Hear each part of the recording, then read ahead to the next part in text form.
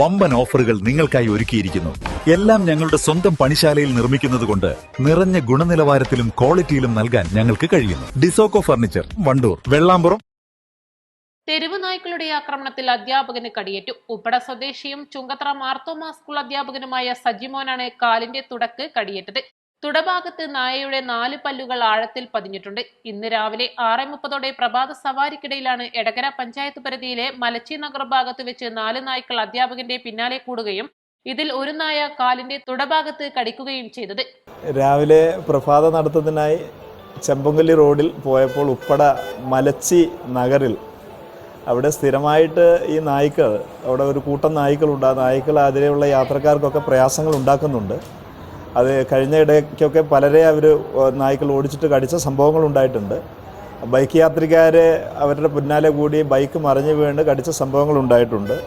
ആ കോളനിയുടെ സമീപം വെച്ച്, നഗറിന് സമീപം വെച്ച് ഒരു കൂട്ടം നായ്ക്കൾ ഓടി വരികയും വളഞ്ഞു നിന്ന് കുറച്ച് ചാടുകയും ചെയ്ത് കൂട്ടത്തിലൊരു നായ കടിച്ചു പറിച്ചതാണ്.